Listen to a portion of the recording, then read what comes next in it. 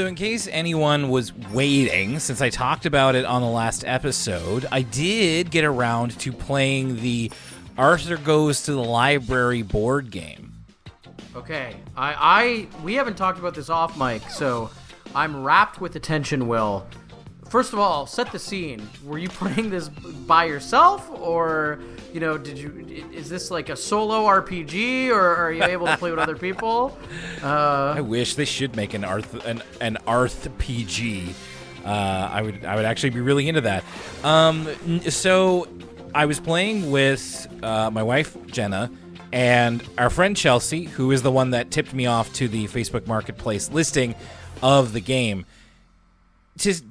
A board game, it almost isn't a board game, because really... Okay, interesting. This is not how I expected this to go. Well, no, and listen, I think that there's probably a Peanut Butter Gamer video about this if you want a visual, but really, it's like a memory game. There's no board setup, there's no dice to roll or anything like that. You go around in a circle, all of the characters are on top of these cards, and then you have a bunch of little tiny Arthur books, and they're all on this like library shelf. They're really cute little cards, and basically you just have to guess which character has which book, and then if you guess correctly, you collect that book, and then at the end of the game, whoever has the most books wins. So there's a tiny bit more to it than that, but that's honestly kind of it. Interesting. I mean, that's kind of more than I expected. I was expecting like Candyland style, classic children's board game, bad children's board game design. Candyland, you're just drawing cards, and the cards tell you how far you advance, and so the whole game is predetermined from the jump. There's essentially no player choice or skill or input in the whole thing. So at least, memory, there is input, there's skill involved in the Arthur game. Yeah, I mean, there's a hard age limit on this. It's from 4 to 7, and, it's not that ages 7 to 77 kind of thing. It's meant for children, and it's very simple. I think it took us about 30 minutes to play around, and then it was like, yeah, that's fine. I obviously am still keeping it. Maybe next time we do a live stream, I'll bring it along and we can play a quick round. It's very, very nice to look at. Everything is well designed. Yeah, I know. Talking about playing a board game is not visually interesting, but hopefully I'll get the chance to visually show you at some point here. But welcome, everybody, to Elwood City Limits, the episodic Arthur podcast. My name's Will Young. My co-host is Lucas Mancini. As we draw closer to summer here, I've been waiting to get to this episode, and I'll be very interested to see what we both think of it, because as we left off last time, the promise of a double Tough Customers episode was too intoxicating to pass up. But let's see. We'll see in a minute exactly what we've got going on here. Before we get to that, I do want to remind everybody, of course, elwoodcitylimits@gmail.com.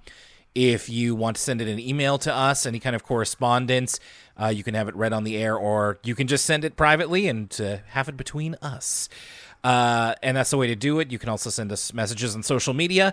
And another way to get in touch with us is on the Elwood City Limits Discord, which is one of the perks of patreon.com/Elwood City Limits. Don't forget, we do have our latest episode of For the Kids available, where we talked about Blue's Clues. That's available now for patrons. There's also a free preview on the free feed here. If you're not a patron yet, or if you don't want to be a patron, that's cool. No pressure. We do have, coming up at the end of this month, we'll be dipping back into ECL Origins. As we've already revealed, we're going to be talking about the cartoon that's taken the internet by storm, and that's going to be Smiling Friends. And as the season still goes on, I'm pretty sure it'll still be on the air once we are talking about it at the end of the month. Yeah, and I recommend everybody who hasn't checked it out, if we don't convince you right now, hopefully we'll convince you through that episode how good it is. It might be an episode from this season that we talk about. We haven't talked about it yet, which one we're going to do, but this season is really good. So, yeah, this is a great time to jump on, and especially right before we talk about it on the podcast on patreon.com/Elwood City Limits. And of course, want to say thank you, especially to a few of the people who are supporting us over on Patreon. Thank you to people like Gabs, Veronica Tram, and Eddie Castillo, and Jay Wags. Thank you to Katie, Jeffrey Norris, Rory Forever, Jenny Cardenas, Jeff L., Ash, Chloe, and Wolf Lover Zodiac. Thank you to Melissa H., Ryui, Hay Strouder, Oscar Vest, Ben Spatal, Emily K., and thank you to Ashley Hollingsworth, Emma Graybeal, Ann Perry, Blendy, Peppy Rue, Matthew Garcia, and Dear Miss Elizabeth, a.k.a. Z, and thank you to our latest patrons, that would be Kayla Ginsberg and Christian Garcia. Really appreciate everybody's support over at patreon.com/Elwood City Limits. So with that all out of the way, let's talk about this Arthur episode in the middle of season 21. We're starting off with Slink's special talent. Lucas, I have to be honest with you. When I revealed this episode title in our last podcast episode, I confused Slink with Rattles because I never expected the actual character of Slink to get his own episode. This is an embarrassment of riches, Will. Not only are we getting a Tough Customer double feature, which we've been already beyond my wildest dreams, but we are focusing on the most maligned, most underrepresented. Listen, okay, the Arthur fandom iceberg. Picture it if you will, okay? Top of the iceberg. DW's good. Binky's great. You know what I mean? Go a little bit deeper, okay? This is what we're starting to get into the dark water. Tough Customers, best characters, okay? We're at the depths, okay? We're where the sun don't shine here on the Arthur iceberg with Slink lore, okay? This was a character I never expected to have kind of their own showcase, and so I was giddy with delight. We're how many seasons into this show? 7 years into the pod. We've never had this much opportunity to talk about my man Slink. And so us longtime Arthur viewers were eating with this one. This is a big meal. This is no kind of appetizer. We're eating a rack of ribs here. And this is, of course, Slink's other feature episode. I think it was season 2 that they first introduced him, and he had to share that credit with Toby, who's not even a character anymore. So yeah, this is, I mean, he's still sharing the spotlight with the Tough Customers, naturally. But yeah, Slink's special talent is the name of this one. And we start off with the Tough Customers, and we're going to be, like, they're making themselves very available in this episode. So they're doing the cold open. They're first doing it to a phone camera, but then later on they address the show camera. 3 tips on being successful at anything, which is have a positive attitude. Okay, good advice. Get more practice. That's good. Michael Jordan said you had to do something 1,000 times to get good at it. And never quit. Wow. Just like, by the way, this is a great opportunity to mention a fellow Halifax native, Nick A30, getting his skin in Fortnite, and I believe that is very similar to the advice he would give about never backing down and never giving up. So shout out to Nick A30, and he would agree with the advice the Tough Customers impart right here. Yeah, I mean, and it's very, very John Cena-esque in its quality of advice, which is a good standard to aspire to in some sense.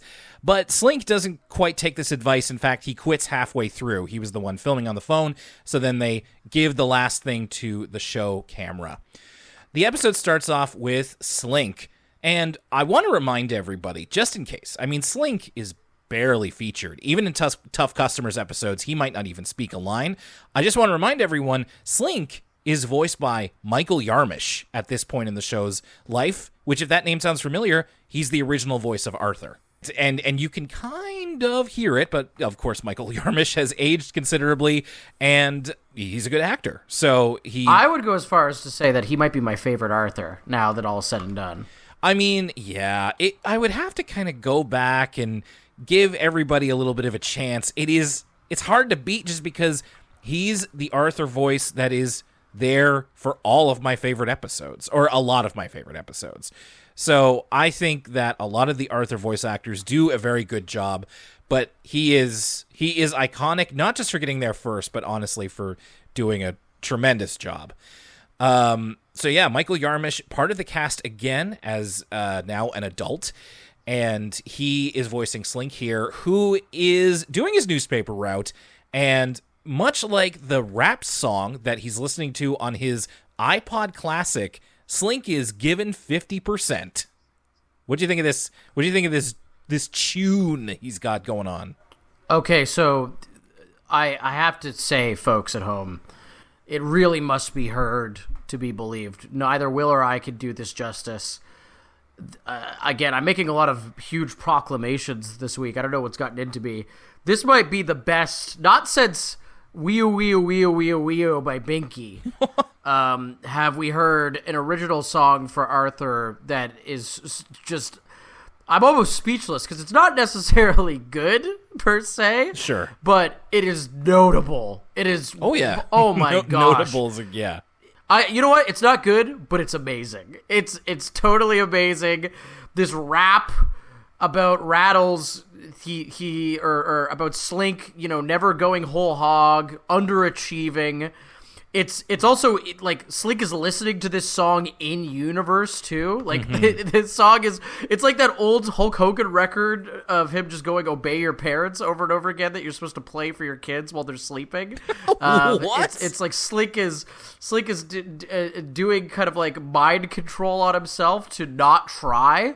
I didn't write down any of the fat rhymes from the rap, but I don't know if you could include a clip of it here, Will, but it's just like, it's so awesome. It's so good. And I'm glad they run it back at some point in the episode. I'm really glad they did that because I was almost so taken aback that it didn't fully sink in the first time. I was like, wait a minute, what are we doing here?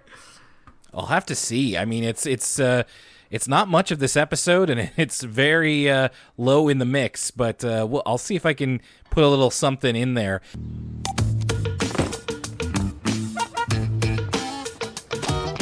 Wake up every morning like a hamster on a wheel, making crummy money for an unhappy meal. Got a tricked out bike named Spike that I like. Drop the paper at the door, don't do more. It's a bore.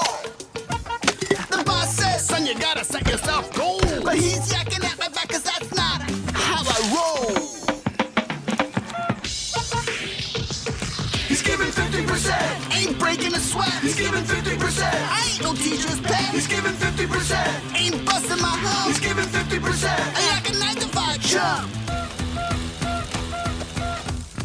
Yeah, so Slink is, of course, not doing the greatest job on his newspaper route, but hey, man, it's a job. Like, I totally get it. Like, just get enough to get you through. We're starting off on the wrong foot here because we're eventually supposed to be like, well, you're supposed to try. I'm like, I don't know. At work, are you supposed to try? As long as you're getting paid, that's what counts. But Slink ends up asking Rattles to take his newspaper route while he goes on vacation, while Slink goes on vacation.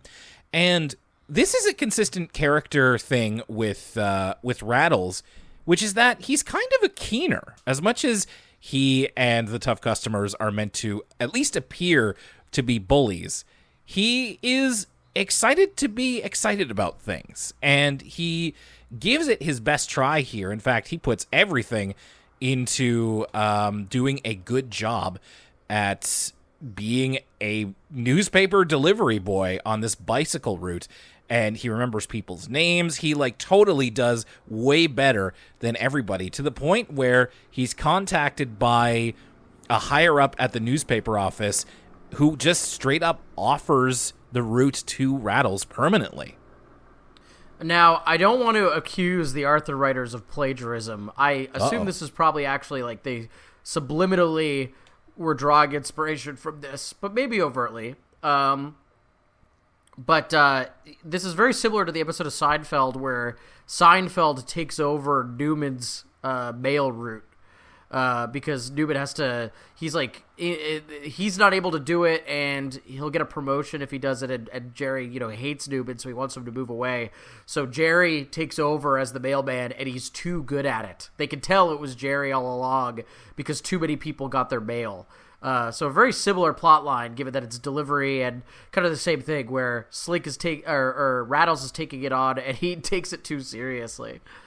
Right. I mean, yeah, that's a Seinfeld episode that I didn't have in my head watching this, so it might be okay. And plus, there's no animosity here. Even though Rattles does a lot better, Slink's a very passive character, as we will explore here. I will say, when Slink comes back, he is initially upset that Rattles took his job, but then he just comes to admit that, yeah, he's not really great at anything. He kind of gets down on himself here, does old Slink. Rattles tries to be his life coach a little bit. He first gives Slink the book, Dr. Zeke Robbins' Guide to Unlocking Your Secret Talent. I'm guessing this must be like a Tony Robbins reference. Yeah, I don't know if it's a reference specifically to Tony Robbins or just self-help as a movement in general. This could be any manner of self-help gurus. Have we seen Dr. Zeke before? I feel like there was like a one-off book gag with a character that looked like Dr. Zeke semi-recently. But I might be confusing my kind of throwaway book characters.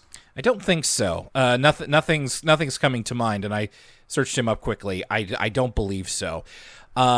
It Rattles, by the way, this is something that will travel across both stories here. Rattles gives Slink the book while Slink is watching the show Backyard Survivor. Now, we get into Backyard Survivor more in the second story. From what we see in this episode, it first involves a man in his backyard seemingly eating flowers and worms from his garden, and we're not exactly sure why. What was your first reaction to Backyard Survivor? So Backyards, it's really, I don't intentionally bring this up every episode, folks, but again, the Arthur characters, you almost forget that they're animals because it's acknowledged so little. And so this really kind of shook me to my core to watch this dog man crawl around on all fours eating bugs off the ground. It's like, it really makes you reckon with the fact that they actually are indeed animals, because they always refer to themselves as people.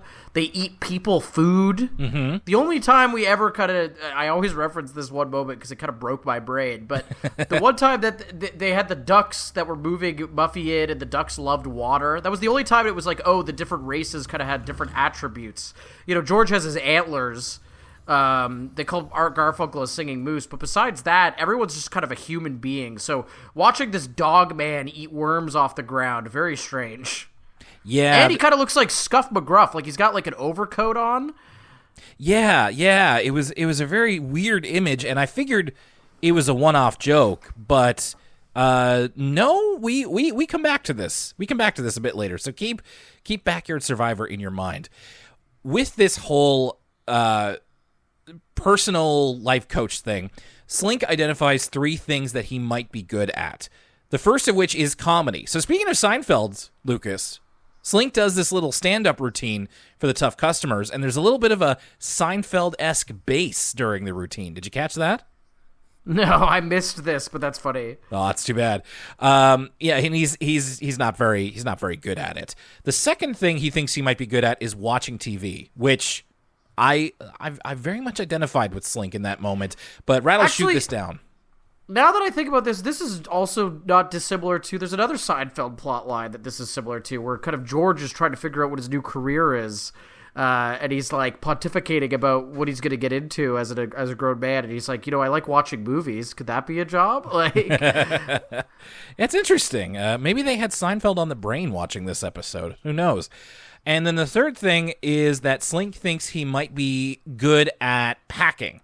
So he thinks he's really good at packing groceries for his family. It's something he enjoys and something he can do well.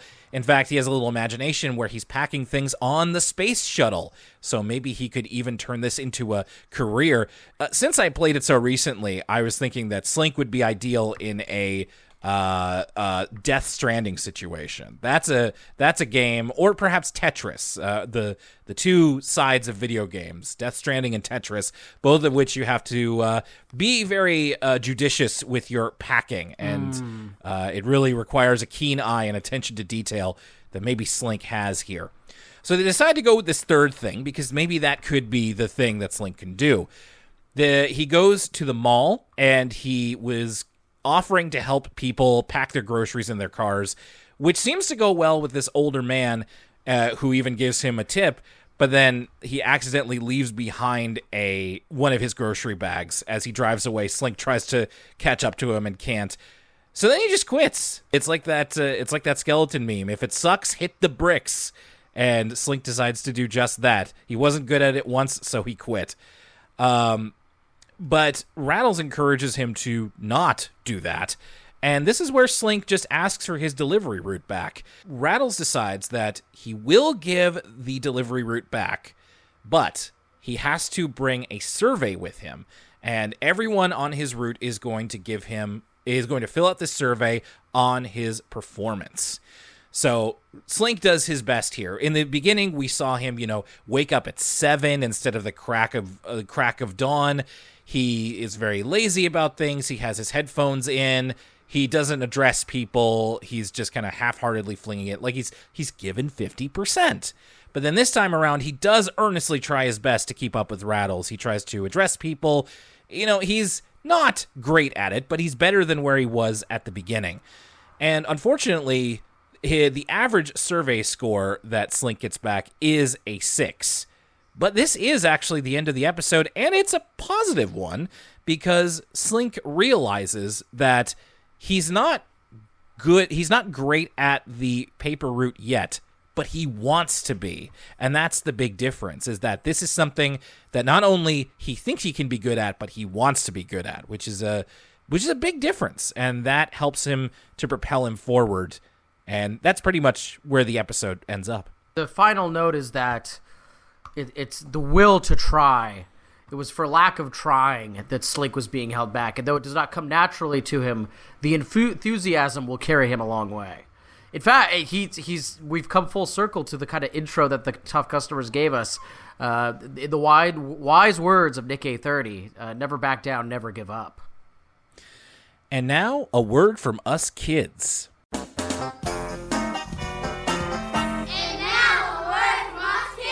This is somewhat related to the first story. It's all these kids writing self-help books. So, and they're illustrated by the kids, and they're talking about their different things. Pretty simple stuff. Lucas, let's go through each of these and determine. Well, yeah. Before we get into this, so at first I was pretty turned off by this premise. I was like, ew, okay. Like we're getting the kids to do self-help books? It's lame. It's so gauche. And then once I started to hear the content of some of these books, I realized, oh, they're making zines. That's cool. that's cool and punk rock and dope and sticking it to the man. And so it really is just kind of a perception problem. Call these self-help books. It's like that meme where the guy's like, hey, can I take you out? And she's like, of course. And then the other guy's like, can I take you out? And she's like, hello, human resources. Right. Self-help books, it's the hello, human resources. Instructional zines, that's, I'm going out to dinner with it. Yeah, no, I think that's a very apt comparison. Okay, so here are the things that we get self-help books about. Skateboarding. I think that's appropriate. That's a good start. Oh, it's got a good name too. It's like the name of that one really I took to. It's like, Wheels on Fire. Ooh, there you go. That'll hook them. Next up is making doll clothes. Very niche. Not what I'm into, but I could see somebody being into this. Again, this is what I started to realize this was getting into zine territory. I feel like this already exists. You can find a zine about making doll clothes. Right. The more niche it gets, almost the better in some ways. Yes. Making manga animation. This, I think we've uncovered the secret of who wrote How to Draw Manga. Ooh. People have been wondering for years who wrote the infamous How to Draw Manga book. We found him. It's this kid. Or maybe it's this kid's parent. Maybe that's where they got it from. They're passing down the secrets of generations. Yeah, exactly. Finally, the esoteric knowledge of how to draw manga will be spread to the masses. How big do the eyes really need to be? Rock climbing. Sure. Yeah, totally. I could use some support in that area. This one I could have used when I was these kids' age, living with a divorced family. This was a big, little bit of a turn into Serious Town here. This is the one that's the closest to a self-help book thus far.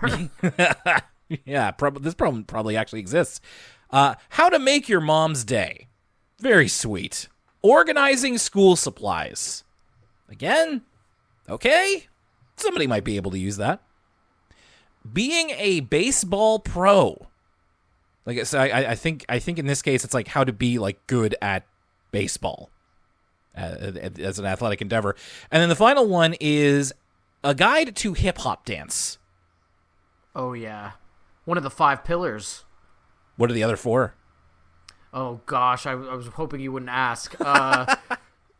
Turntablism. I think one of them is just knowledge. Okay. One of them is graffiti. Mm-hmm. And now I'm coming up on the end. 5 pillars of hip hop. Wow, there goes all my street cred from the 80s, Will. Okay. Wow. Okay. MCing, DJing, formerly known as turntablism. Yeah. Breakdancing. I forgot about this is hip hop dance, right? Yes. That's one of the graffiti, and of course knowledge. All right. You heard. I forgot about MCing. All right. You heard it here first. Well, yeah, I mean, you heard it here. That's the important thing. Supporting this podcast is how it keeps going, and it's very easy to do. So here's how you can do that. If you're listening to this show and want to get the full back catalog of Elwood City Limits and all of its sister shows and offshoots, you can listen on Apple Podcasts, Spotify, Google, and even more services. You can also go to our YouTube page, youtube.com/Elwood City Limits for the full back catalog. If we aren't on a service you use, please let us know. You can interact with us on social media. We're on Twitter @ECL Podcast, Instagram @Elwood City Limits, and twitch.tv/Elwood City Limits Pod for our occasional streams. We're also on Facebook and Tumblr. Feel free to reach out to us on social media, or you can email us, and your email might be read on the show, elwoodcitylimits@gmail.com. Finally, for exclusive content including entire side series like For the Kids, a PBS Kids podcast, and ECL Origins, subscribe to us for as little as $1 a month at patreon.com/Elwood City Limits. That's all for now. Thanks a lot for listening, and now back to the show. And now, back to Arthur. And another tough customer story. This one is Take a Hike, Molly. And yes, it's around someone who may be our favorite tough customer, although that question itself is tough. Excluding Slink, no offense, I just don't think he's had as much characterization. Whenever Molly gets some spotlight, usually a front runner for our favorite. But let's see about this. The whole cold open is about how there are some things you will never hear certain people say. And we take this in the vein of Arthur characters. So, you'll never hear Muffy turn down a designer dress sale. You'll never have Francine not be upset about losing in soccer. You'll never hear Buster deny the potential existence of aliens. This is completely unthought of behavior. And there's something that Molly, you'll never hear her say. And the other tough customers are berating her to say it as this cold open goes into the actual episode. So Molly, in the episode itself, she proposes that the tough customers go on a hike to the ruins of the Lookout Mountain Hotel, which burned down in 1933, and they should claim it as tough customer territory. Right away, awesome idea.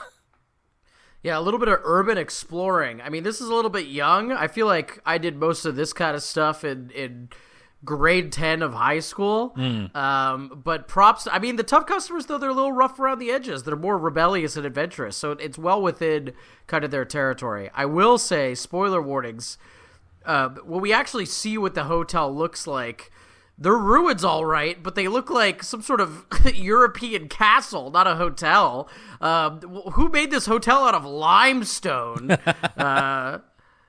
You're right. It's amazingly intact, and it's like, it's still kind of usable. Like, it's not at all, we've got sort of ruins in our city, and they look a lot more run down than this. As we'll see later. Of course, I had to note, because it's a Stephen King thing, I love this movie, it has to be a reference to The Shining. The Lookout Mountain Hotel, the Overlook Hotel, like, surely, it's got to be. We also get more here at the beginning about the Backyard Survivor, as Slink is talking about it. So we see more of this show. It's apparently it's like a combination of the reality show Survivor and the movie Castaway. We see a little bit of it on TV, and the guy has like his own version of Wilson the volleyball. And I think the idea, if I remember this correctly, is that this guy tries to survive in his backyard, and one of the tough customers is like, why doesn't he just go inside and make himself a sandwich if he's hungry? But that's not the point. Is he's trying to make it on his own out in his backyard for whatever reason. He's got 5 o'clock shadow, which the Arthur characters don't normally have. It's just all very unsettling watching him eat worms. Yes, it really is. We do get a couple of funny lines up top here. When Molly comes into the scene, she says, "Okay, you lily-livered laggers," and Rattles says, "Nice use of alliteration." When she tells them about the hotel, Slink says, "Are we protesting it? Do they underpay their staff?" Because if you remember, really, they're not supposed to be the tough customers anymore. They're the tough consumers after they boycotted I forgot about Chicken that. Licken. Yeah, the tough consumers after they boycotted Chicken Licken. And Molly tells them about the hotel. It burned down in 1933, and Binky says, "Are we going to travel back in time and protest it?" They're really not hip to this whole thing of making it their hideout, but this is Molly's idea, and she wants to go full force with it. So the tough customers, they go to this trail with a bunch of red markers into the woods, and it's at the end of this trail that they are supposedly going to find the hotel, based on a bit of an older map that they have of where the hotel is. On the way there, Rattles is walking across a log, and Molly pranks him and causes him to fall off the log into the water, which he is very unhappy about. So a couple things here. First of all, with this prank, Rattles, he doesn't let this go. Like, Molly thinks it's funny, and he's just like, "Yeah, no, I don't think that's funny." And this continues on for a little bit as we get to the real point of the episode. The other thing is that we find out why Rattles is named Rattles. Well, right, and I do like the kind of alt explanation when the tough customers are razzing him, and they say, "I thought it was Rattles after like a baby rattle." Yes, and I think very funny. And I think that might have been like an earlier explanation at some point in the show, but this is apparently confirmation at this point, which is that his name is Rattles because he is afraid of snakes. That's how Molly pranks him, is that she says she sees a snake on the log, and Rattles freaks out and falls in the water. He says he's afraid of snakes, and when he was little, he would call them rattlers. He would, run screaming from them and call them rattlers. So Rattles, the name, stuck with him. Rattles is kind of like the Bam Margera of the tough customers, in that, in some ways, he's the most charismatic one, and also his weakness is snakes. Right. Yes. No, I was at first I was like, what are you talking about? But now, yes, now I remember that. I completely agree. Yeah. All right.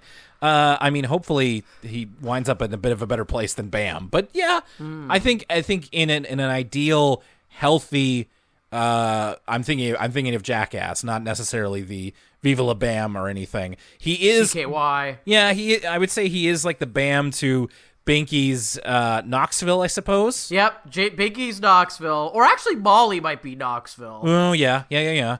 And so would that make Binky Steve-O?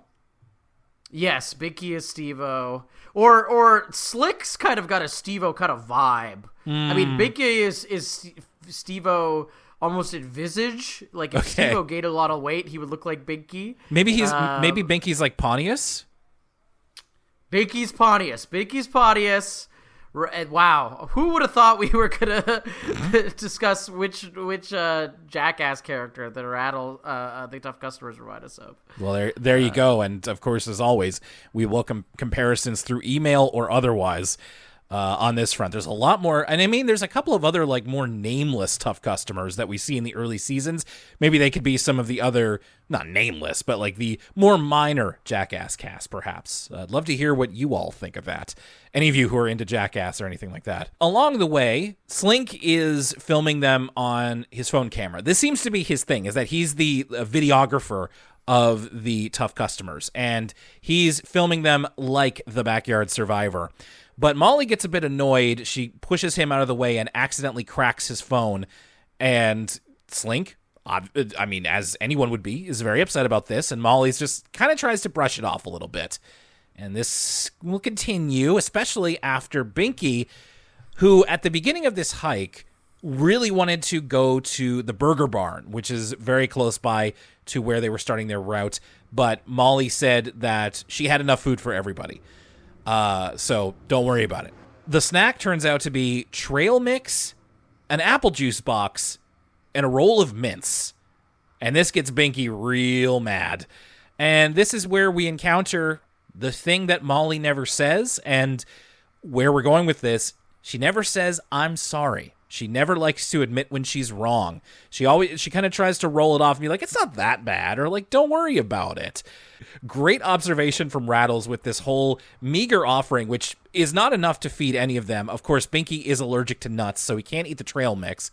And Rattles says, "And it's apple juice. That's too sweet to go with mints. You should have gone with tomato," which is an inspired, I never would have thought of that. Yeah, I mean, I'm usually one to try everything, but it's true that apple juice and mints are kind of a repellent combination. Yeah, ugh, I hate thinking about it. So Molly, eventually, everybody decides, like, they hang back and they decide to leave her by herself for a little bit, just to kind of make her sweat and see if that'll get her to apologize. So Molly ends up finding the ruined hotel without her friends, and she hangs out in what would be the lobby area, I suppose. Like you said, Lucas, these are like ruins, quotation marks, but they're not exactly as ruined as you'd think. They're actually kind of intact in some sense. It actually, well, they are ruins, but they look like they don't give hotel to me. Like when the shots from really far away. No, yeah, even then it looks like it's made of stone. I've never been to a hotel made of stone. We look like we're in England, not just outside of Elwood City. Right. It's not something that you would expect in like rural America. Granted, this was, dozens and dozens of years ago that this would have been up, but still. And the fact, and Lucas, if you're right about the stone, like, forgive my ignorance, how does a stone building burn down exactly? Well, I assume that there's stuff in it that's not all stone, right? Right. And so that part burns. Sure. Because you can't burn stone, I guess? We're not engineers. This is not the Arthur Engineering podcast. I would really like to know more about this fictional hotel burning down. Just a little bit. Just give me a little bit more here. Molly gets a little bit spooked. Now, I don't believe that this is meant to be haunted necessarily. They might have made a joke about it, but Molly's kind of looking around. She's by herself. She's enjoying her mints, which fine. We get the little bit of the creepy piano, and she starts to get freaked out that her friends aren't with her. And we get this whole thing where she's very spooked, and then she apologizes to them even though they're not there, which they happen to record on their phone. So the whole thing with Molly not liking to say sorry is that she hates being wrong, which is why she never apologizes. I was hoping that it would be like, okay, why does she not like to admit that she's wrong? A lot of people are like this, and often not for really much of any reason. A lot of us don't like to admit when we're wrong or say we're sorry, and it doesn't have to be a whole backstory. But she's a fictional character. Like, where does that come from? Oh, we never explore this of why Molly hates being wrong. Like, it's fine. I just, we have this tough customer episode. I want to learn more about them. Well, I feel like in this case, this didn't really bother me just because it fits with the way Molly is. Sure. Right? Molly is a character where we really have to pry to get any sort of internality whatsoever because she's kind of hardened and cold by nature. Molly is, as far as, she's kind of like these bikers outside of my apartment in that she doesn't care what people think about her and she exudes a tough exterior that hence the tough customer's name. And, the tough customers, it's kind of a misnomer. As we've learned, Binky is a huge softie. Rattles is this kind of eclectic Renaissance man. Slink is, off in his own world doing gosh knows what. But Molly is the one who really is image focused and really wants to maintain this kind of image of herself as this kind of punk, kind of take no prisoners attitude, tough girl to deal with. And so that is kind of incongruous with apologizing and making yourself vulnerable and admitting you're wrong. So now maybe this is me kind of meeting the episode halfway and it could have stood to lay a little bit more of that out, but that's kind of what I've gotten from the time we've spent with Molly thus far. I mean, look, I'm not upset about it either. I'm just like, I would have liked a little more just because I like these characters and I want to know more about them, but it's fine. So they have this recording of her apologizing. They are a little worried now that Molly's apologized and everybody's okay. They're a bit worried they might not be able to make it back, but they use Slink's footage from his camera that he's been recording this whole time to mark landmarks to help them find their way back. And they finally eat at the nearby burger barn before it closes. And now Molly is over not saying sorry. In fact, she's saying sorry for practically everything, including sorry the food was so late, but also not being afraid to say sorry sarcastically as well. So she's broken the seal on that one.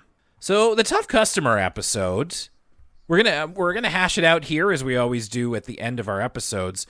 Let's start off with one that neither of us necessarily expected, with Slink's special moment. Lucas, what did you think of Slink? I loved this. This is definitely, I feel like, I could see this being in my top 5 of the year, or of the season, rather. I just, I liked the intro. I liked that we were focusing on Slink. I thought the song is just fantastic. This one was really firing on all cylinders. And, a lot of our thoughts on these episodes from week to week, they're impacted by our state of mind. But I was just really ready for this one, and I was letting it wash over me, and I had a big smile on my face the whole time. Almost so much so that I didn't have capacity to even think critically about it because I was just enjoying it so much. Well, I'm really glad. But I have to admit to being a little surprised as well. I thought this was okay, pretty good. I'm kind of on it. Listen. Love giving the spotlight to... You gotta go back and listen to that song.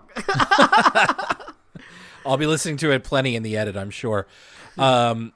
Listen, love giving the spotlight to a character who is still around. This is different from when they introduce a new character and then we see them a couple of times. It's whatever. Slink has been here for decades at this point and was eventually kind of grandfathered into the tough customers as just a background character. So while we're here, we're using every character that we can. It's cool. Let's find out a little bit more about him. It's just he's a bit of a slacker, but he doesn't want to stay that way necessarily. So I liked Slink here. I found that his characterization actually quite relatable. It's just the whole way that it went was a little bit odd to me, and it sort of ended on an odd note as well. Not bad. It's just that he found what he wanted to do and he's going to get better at doing it. And that's where it leaves off. It's just there's no catharsis there. It's just we have to leave Slink. And listen, I'm only guessing. Might be the last Slink episode, the first and last ever, for him to be highlighted in. So I would have liked a little bit more, I suppose, closure. But, I'm not... Nothing about either of these two stories made me mad or frustrated or anything. It's just I guess appropriately, it left me feeling a little lazy, like Slink, a little 50%. But yeah, I appreciated at least the spotlight for a character that could use a little bit more. And nice to hear Michael Yarmish once again. I'm not saying that I didn't like Take a Hike, Molly, but I think my expectations were pretty high. And I would say that for both of these. I was really looking forward to this pair of episodes, and I found both of them at least a little disappointing. Molly, Take a Hike Molly, I did find a little bit more disappointing just because I do like Molly as a character, and most of the times where she has been the fixture of an episode, like the one where she invites Arthur and DW over to her pool, and Arthur and Molly have to navigate being friends outside of school. I like that episode.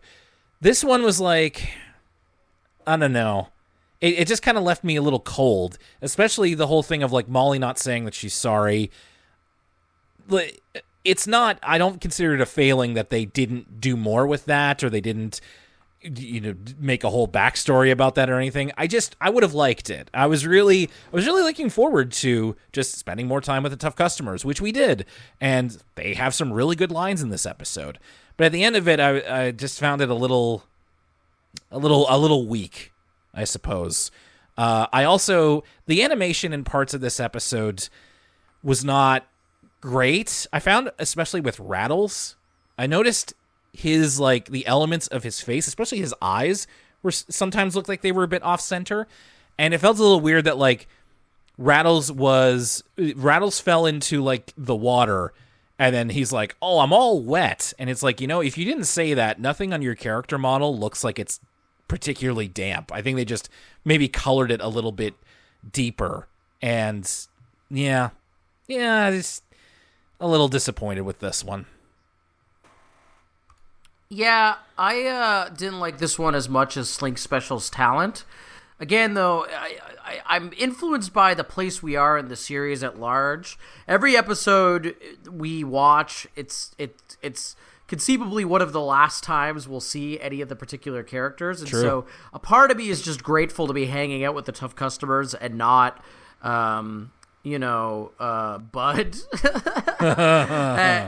and so on one hand, I do like the kind of adventure-esque element of this episode. Like, there's almost a Blair Witch Project kind of vibe to this.